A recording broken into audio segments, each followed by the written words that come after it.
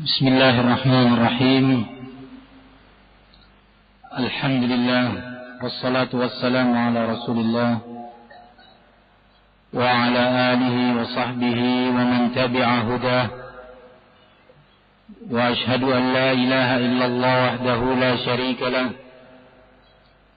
وأشهد أن محمدا عبده ورسوله صلى الله عليه وعلى آله وصحبه وسلم.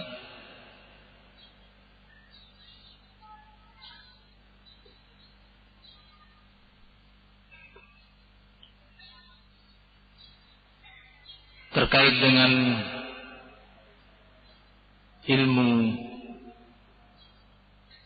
dan ahli ilm serta keutamaan keduanya, bagaimana tadi telah disebutkan sebagiannya dan telah ditegaskan bahwa pembahasan tentang bab ini harus sangat sering diperdengarkan ke telinga kita, mengingat betapa dahsyatnya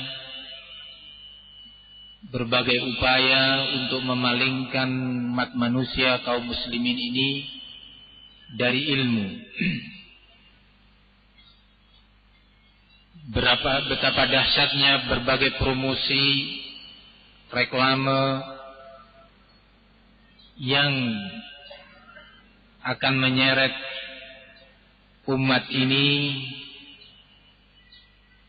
untuk meninggalkan ilmu dan menjauhi ahlul ilm. Maka kita ahlus sunnah wal jamaah terkhusus dan kaum muslimin secara umum harus dengan sungguh-sungguh berupaya untuk membentengi diri kita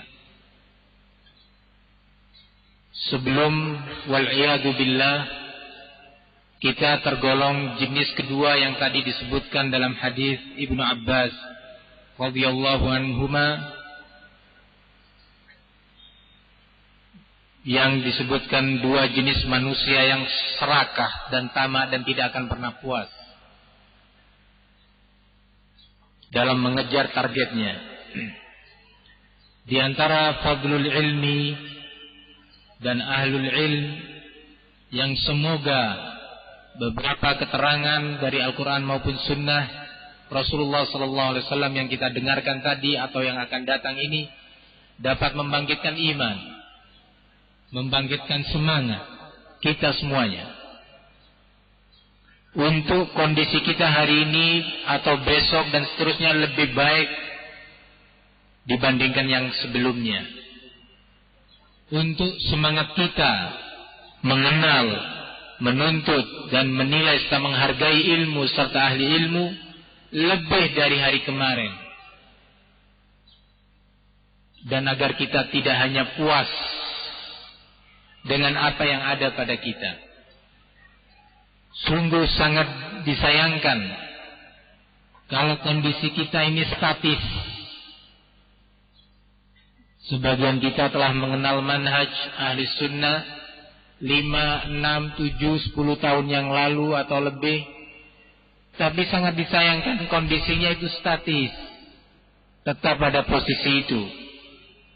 Tentunya akan lebih parah wal'iyadu billah kalau kondisinya itu semakin turun ternyata. Maka majlis seperti ini dan majlis-majlis yang lainnya sebagai teguran dan nasihat bagi kita semuanya. Inna fi dzalika la'ibratan liman yakhsha. Sesungguhnya yang seperti itu ada ibrah, pelajaran bagi orang-orang yang memiliki khasyah, memiliki sifat khasyah, takut kepada Allah Subhanahu wa taala. Fadzakir فإن نفعت الذكرى فذكر إن نفعت الذكرى سيذكر من يخشى سيذكر من يخشى. Dengan adanya zikra itu akan bisa mengambil pelajaran, menjadi ingat, menjadi bahan koreksian bagi dirinya untuk berubah menjadi semakin baik adalah bagi orang-orang yang yakhsha, orang-orang yang memiliki khasyah, orang-orang yang memiliki rasa takut kepada Allah Subhanahu wa taala dan mengkhawatirkan keselamatan dirinya di akhirat. Sebaliknya, man la yakhsha Allah azza wa jal, maka sungguh ilmu tidak akan berpengaruh baginya. Teguran, ayat, hadis Rasul sallallahu alaihi wasallam tidak bermanfaat untuknya. Tidak menambah iman, tidak menambah takwa, tidak menambah kebenaran akidahnya dan keselamatan manhajnya serta kebaikan dan keutamaan akhlak dan adabnya. Oleh karena itu, satu hal yang penting untuk diingatkan dalam kesempatan ini bahwa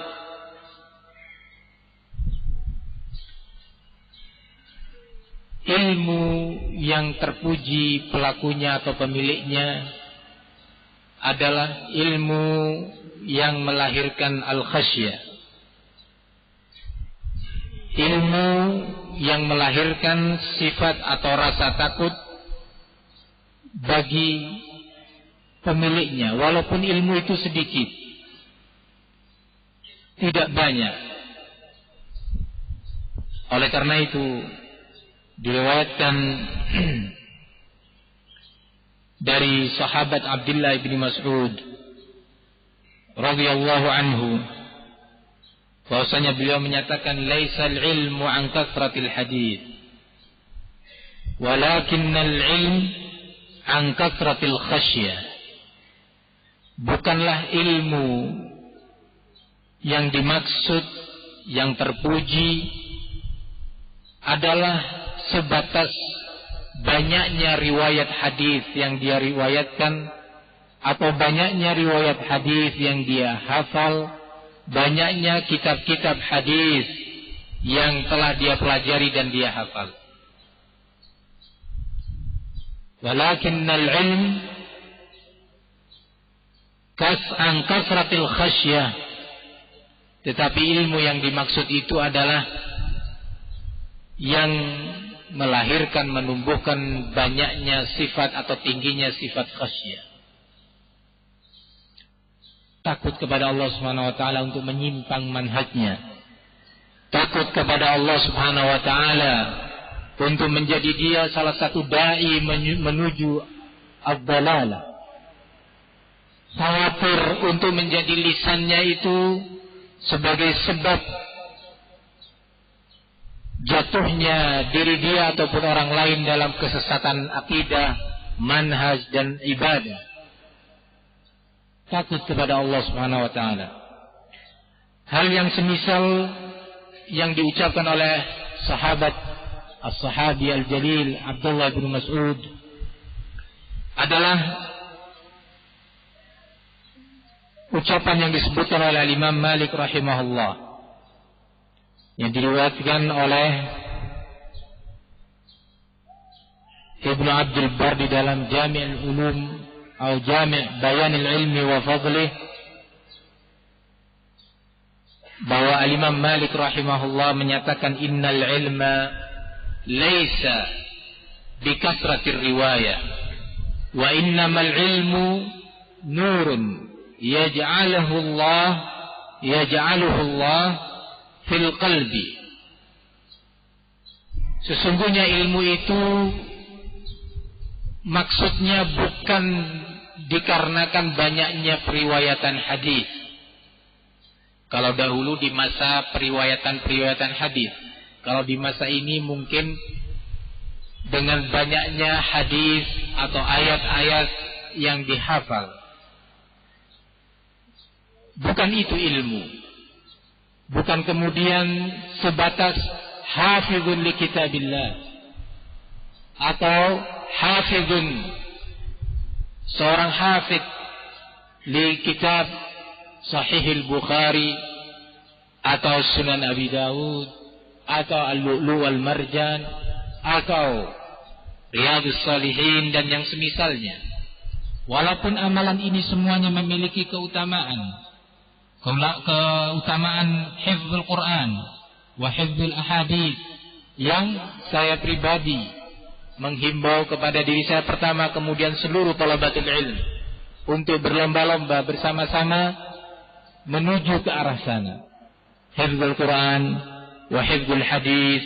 Semoga kita dibantu oleh Allah menjadi seorang hafidz di kitabillah, hafidz di sunnati Rasulullah sallallahu alaihi wasallam.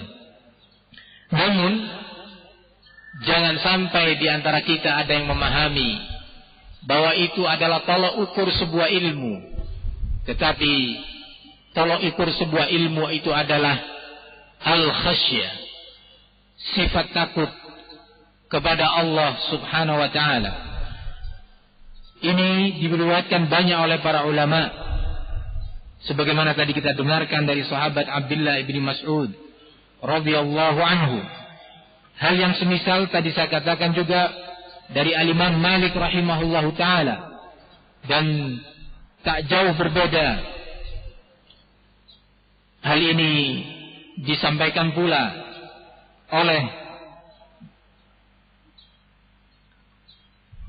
Al-Imam Ibnu Wahab, Abdullah Ibnu Wahab rahimahullah, dan beberapa para muhadditsin yang lainnya. Al-Imam Malik tadi menyatakan innal ilma laisa bikasratir riwayah. Bukanlah ilmu itu hanya sekedar dengan banyaknya periwayatan hadis yang dia dapatkan. Wa innamal ilmu nur. Hanyalah ilmu itu adalah sebuah nur, sebuah cahaya. Yaj'aluhu Allah fil qulub.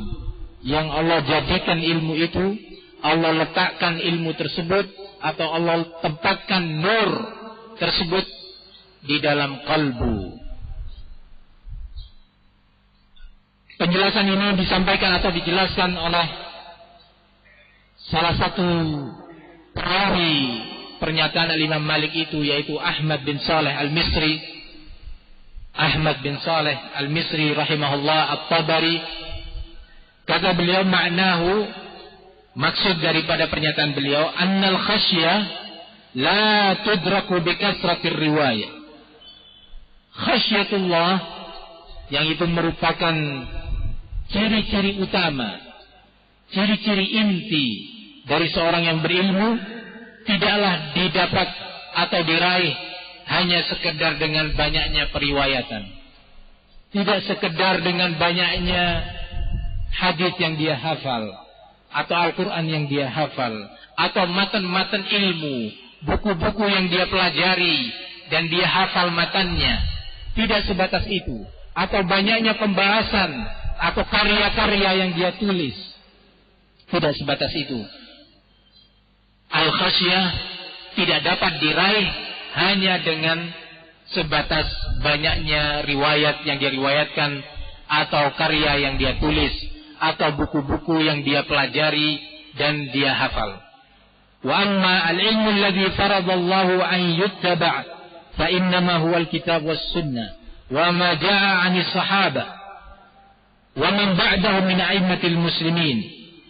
Sementara kalau ilmu yang dimaksud adalah ilmu yang terkait dengan segala yang diwajibkan oleh Allah Subhanahu wa taala untuk diikuti, adalah ilmu Al-Quran dan sunnah Rasul sallallahu alaihi wasallam, serta segala yang datang dari sahabat Rasulullah sallallahu alaihi wasallam, serta para imam, para ulama yang datang sesudah para sahabat yang mengikuti jejak mereka. Fahadza la yudraku illa birriwayah. Kalau yang seperti ini maksudnya, kalau seandainya maksud ilmu itu adalah sebatas mengetahui makna Al-Quran, makna hadis, banyaknya hafalan tentang Al-Quran, atau periwayatan dan hafalan tentang hadis Rasul sallallahu alaihi wasallam dan para sahabat, maka itu semua bisa didapat atau diraih dengan upaya mendapatkan riwayat yang banyak, dengan mempelajari kitab yang banyak, menghafal hadis yang banyak, atau asar yang banyak, bisa diraih. Wa yakunu ta'wilu qawlihi nurun Maka kata Imam Ahmad bin Saleh Al-Misri Tabari rahimahullah, maksud pernyataan Imam Malik bahwa ilmu itu adalah nur, yuridu bihi fahma al-ilmi wa ma'rifata ma'anihi. Yang dimaksud adalah bahwa ilmu itu adalah nur, yaitu memahami, faham, fiqh terhadap apa yang dia pelajari atau ilmu yang dia dapat. Nah, serta memahami makna apa yang dia riwayatkan. Maka ini adalah seorang yang dinyatakan berilmu dan yang dinyatakan ilmu yang bermanfaat atau yang bisa melahirkan al-khasyah. Hal ini yang ditegaskan oleh Allah Subhanahu wa taala di dalam ayatnya, innama yakhsyallaha min ibadihi al-ulama. Dan hanyalah dari hamba-hamba Allah yang takut kepadanya adalah dari kalangan para ulama. Berkata Imam Sa'di rahimahullah, فَكُلُّ مَنْ كَانَ بِاللَّهِ أَعْلَمْ كَانَ أَكْثَرَ لَهُ خَشْيَةً وَأَوْجَبَتْ لَهُ خَشْيَةُ اللَّهِ الْإِنْكِفَافَ عَنِ الْمَعَاصِي وَالِاسْتِعْدَادَ لِلِقَاءِ مَنْ يَخْشَاهُ وَهَذَا دَلِيلٌ عَلَى فَضِيلَةِ الْعِلْمِ فَإِنَّهُ دَاعٍ إِلَى خَشْيَةِ اللَّهِ وَأَهْلُ خَشْيَتِهِ هُمْ أَهْلُ كَرَامَتِهِ. Kata Imam Sa'di rahimahullah, semua pihak yang lebih berilmu tentang Allah Subhanahu wa taala, maka sungguh dia lebih banyak khasyahnya kepada Allah, lebih banyak rasa takutnya dan pengagungannya kepada Allah Subhanahu wa taala. Dan ketahui sikap khasyah ini tadi, sikap khasyah dan takut kepada Allah ini akan mendorong dia untuk bersikap menahan diri dan menjauhkan diri dari segala kemaksiatan, segala bentuk kemaksiatan, baik dalam bentuk kesyirikan atau kemaksiatan terkait dengan manhaj, jatuh kepada berbagai macam bentuk penyimpangan dan bid'ah serta kesesatan, ataupun kemaksiatan yang terkait dengan syahwat.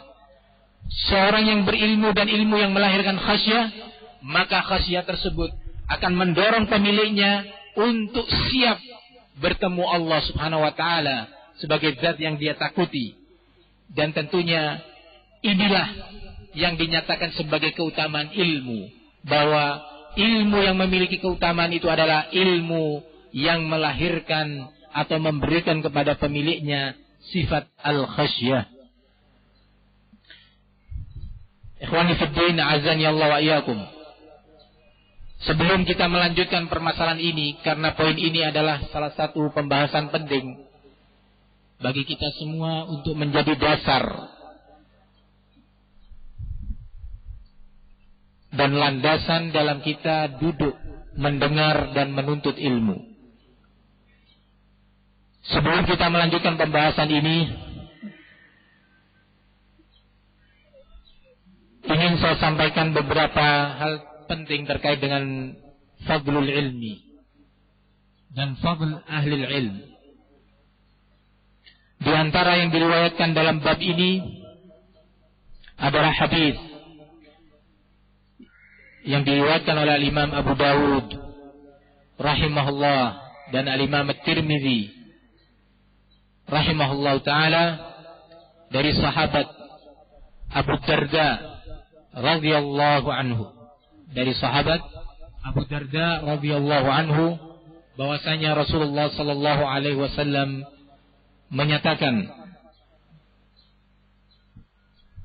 man salaka tariqan yabtaghi fihi ilman sahhalallahu lahu tariqan ilal jannah. Barang siapa yang berupaya untuk menempuh sebuah jalan, yang pada jalan tersebut dia berusaha untuk menuntut ilmu, maka sungguh Allah akan mudahkan baginya jalan untuk sampai kepada al-jannah. Menjelaskan hadis ini, Syekh Muhammad bin Shalih Al-Utsaimin berkata, ketika menjelaskan hadis ini, Syekh Muhammad bin Shalih Al-Utsaimin mengatakan, qauluhu man salaka tariqan tariqan. Tariq di sini nakirah. Nakirah yang berada pada konteks kalimat yang bermakna persyaratan. Man salaka. Man di sini syartiyah. Man salaka tariqan. Barang siapa yang menempuh sebuah jalan, maka bersifat umum. Sawan kana tariqan hissiyan atau tariqan ma'nawiyan. Baik yang dimaksud di sini sebagai jalan yang hissi, yang bisa dilihat oleh mata atau didengar oleh telinga dalam pengertian menempuh jalan, melakukan rihlah dalam menuntut ilmu. Ini adalah makna pertama. At-tariq al-hissi, yaitu jalan yang dia tempuh dengan kedua kakinya atau mengendarai kendaraan, mendorong dia untuk melakukan rihlah talabul ilm. Rihlah talabul ilm, maka ini adalah at-tariq al-hissi. Ini termasuk dalam makna hadis. Barang siapa yang keluar dari rumahnya menuju ke tempat belajar, maka ini dinamakan tariqan ilal ilmi. Atau belajar keluar dari negerinya menuju ke negeri lain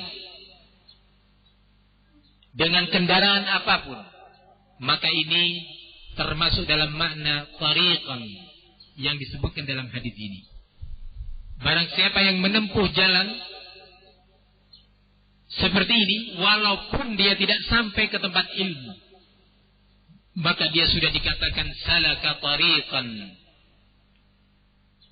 Sudah insya Allah, dengan izin Allah, dia akan mendapatkan fadilah yang disebutkan, yaitu sahhalallahu lahu tariqan ilal jannah.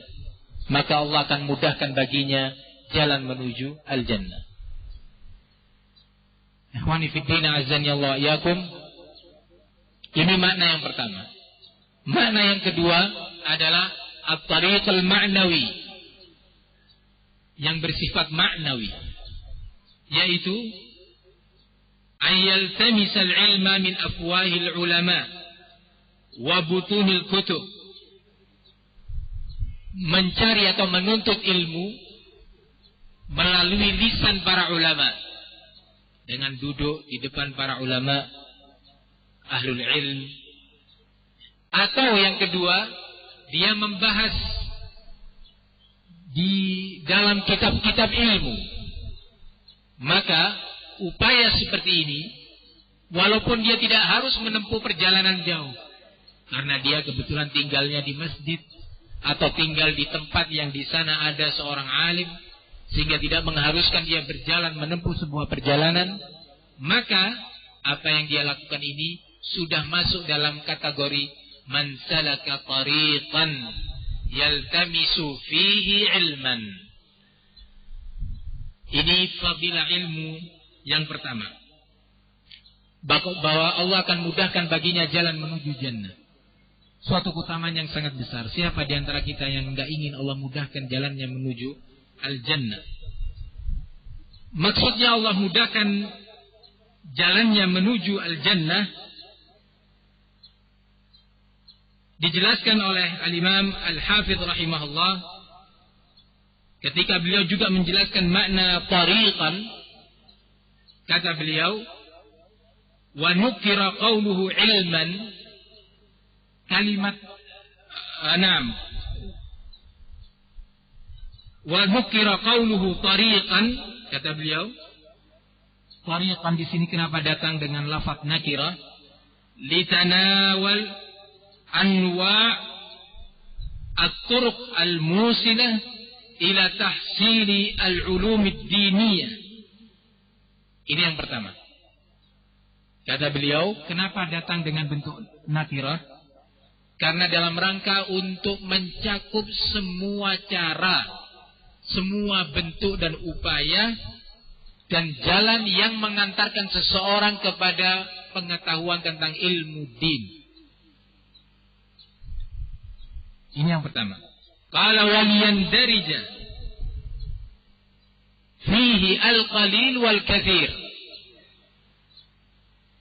Kenapa nakirah? Dalam rangka untuk mencakup pula upaya yang banyak ataupun yang sedikit.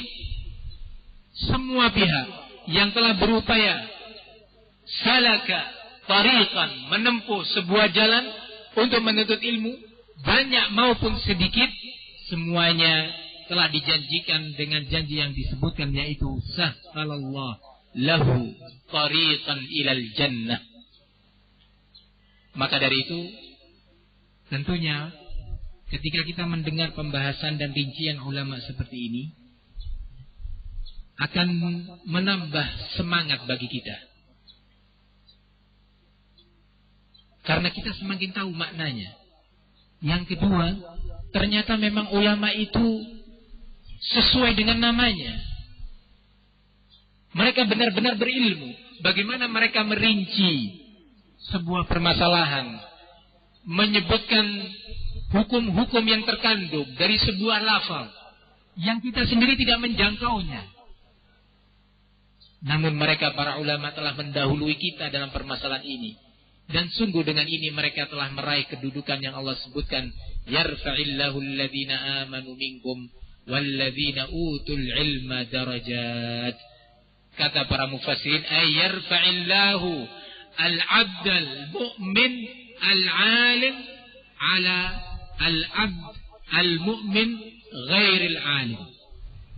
Yani Allah akan mengangkat derajat seorang hamba yang mukmin dan berilmu di atas derajat seorang hamba yang mukmin yang tidak berilmu. Kembali kepada hadis Abu Darda radhiyallahu anhu, Rasulullah menyatakan, man salaka tariqan yaltamisu fihi ilman sahhalallahu lahu tariqan ilal jannah. Semoga upaya kita hari ini digolongkan oleh Allah termasuk upaya iltimasul ilmi wa suluk tariqil ilmi, sehingga dengan itu Allah mudahkan bagi kita jalan menuju kepada al-jannah. Kemudian Rasulullah melanjutkan dalam hadis tersebut, wa innal 'alima wa innal malaikata la tadau ajnihataha li talibi ilmin ridan bima yasna. Ketahui bahwa para malaikat itu meletakkan sayapnya, tidak mengepakkannya, menghentikan kepakan sayapnya. Para malaikat, bukan satu malaikat saja.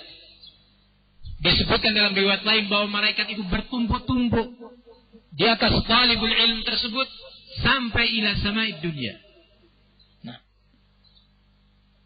ridan bima yasna, karena mereka suka, sangat senang, cinta terhadap apa yang dilakukan oleh seorang pelajar ini tadi.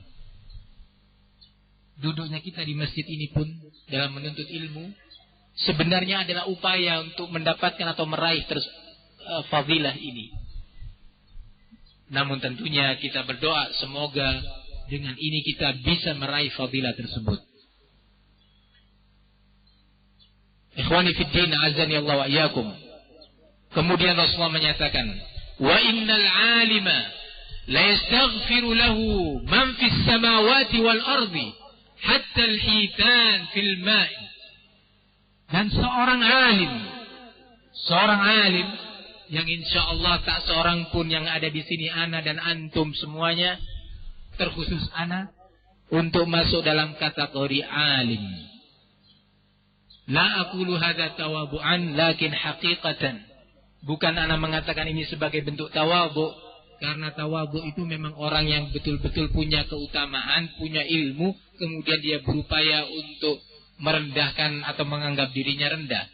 Tetapi apa yang anak ucapkan karena memang itu sesuai dengan hakikat sebenarnya. Wa innal 'alima la yastaghfir lahu man fis samawati wal ard hatta al-hitan fil ma'. Ketahui, kata Rasulullah, bahwa seorang alim, seorang yang berilmu tentang syariat ini, seluruh penduduk langit dan bumi, perhatikan, seluruh penduduk langit dan bumi, beristighfar, mengucapkan Allahumma ighfir lahu, Allahumma ighfir lahu, Allahumma ighfir lahu, dan mintakan ampun oleh seluruh penduduk bumi. Antum lihat siapa penduduk bumi ini? Berbagai macam tumbuhan, bebatuan, hewan kecil maupun yang besar yang bisa dilihat oleh kedua mata kita ataupun yang tidak bisa terlihat, yang berjalan di muka bumi ataupun yang di bawah bumi ini, dan penduduk yang ada di langit, semuanya memintakan ampun untuk seorang alim. Saya yakin tak seorang pun dari kita yang tidak membutuhkan maghfirah dari Allah. Tak seorang mukmin pun yang tidak butuh terhadap maghfirah, ampunan dari Allah. Ketika kita mendengar hadis semacam ini, coba antum tanyakan sekarang kepada diri antum pribadi masing-masing. Apakah kemudian terbetik di benak antum untuk menjadi seorang alim? Ibtigha'a wajhillah. Ketika kita mendengar hadis ini tadi, dengan keutamaan yang disebut, bahwa seorang alim akan dimintakan ampun oleh seluruh penduduk langit dan bumi, sampai ikan yang berada di air pun akan memintakan ampunan untuknya. Tidakkah terbetik di benak kita, tumbuh semangat di kalbu kita sekarang ini, bahwa saya harus menjadi seorang alim. Jangan ingin dijadikan alim oleh orang lain. Nah, nanti akan ada pembahasan tentang ini. Tidakkah kemudian muncul semangat? Atau kita biasa saja ketika mendengarkan fadilah yang besar ini tadi, semangat kita hari ini sama dengan kemarin? Kesungguhan kita pun tidak bertambah dari yang kemarin. Sungguh, kalau seandainya semangat kita dan kemauan kita tidak bertambah, benar-benar kita dalam keadaan rugi yang sebesar-besarnya. Tidakkah seorang di antara kita setelah mendengar hadis Rasulullah SAW tadi, kemudian dia berniat, saya harus menjadi seorang alim, bukan dianggap alim oleh orang, tetapi menjadi alim, untuk kemudian dia bersungguh-sungguh, benar-benar yasluk tariqal ilm.